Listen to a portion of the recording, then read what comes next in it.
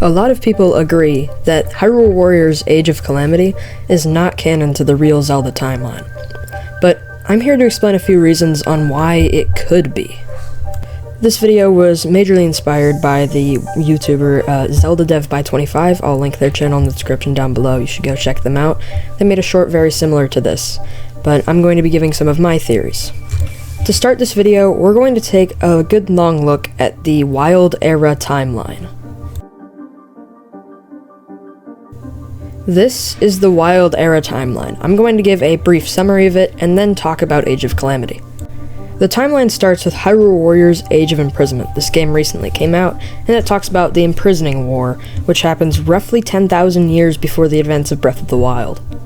9,000 years later, the Calamity happens. Terrako time travels and creates a split, and the Calamity wins in the main timeline. 100 years pass, and Link takes those 100 years to heal in the Shrine of Resurrection, and finally defeats the Calamity himself in The Legend of Zelda Breath of the Wild. 5 or 10 years go by, and Link and Zelda explore the depths below Hyrule Castle, and find Ganondorf, and Zelda gets sent back in time to the Imprisoning War, and after a long series of events where Link takes out a ton of boss fights, he eventually defeats Ganondorf, the Demon Dragon himself.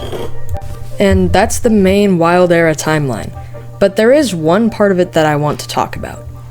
When Zelda was 6 years old, she created the robot Terrako, a little egg-shaped robot, but he creates a portal and travels forward in time, which creates a time split in the Wild Era timeline.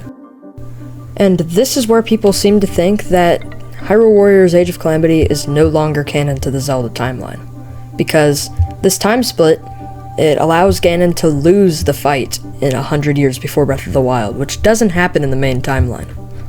But here's the thing, we've seen a timeline split like this before in the Zelda timeline. In fact, 3 timeline splits happen at the end of Ocarina of Time. One where the hero is successful and he gets sent back in time and to live out his childhood, one where the hero loses, and one where Ganondorf is finally sealed. And people consider all of these games that are in these split timelines canon to the Zelda timeline. And yet, people don't consider Age of Calamity canon, even though it's just another time split that wasn't continued. So in this way, Age of Calamity could technically be canon. And even though Nintendo themselves announced that Age of Calamity wasn't, Nintendo makes some interesting decisions sometimes.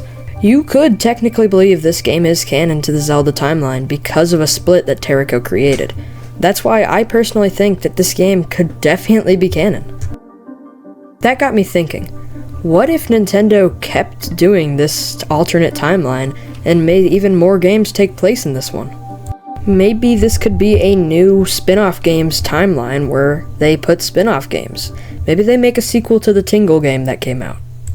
Thank you everyone for watching this commentary video on why I think Age of Calamity could technically be canon.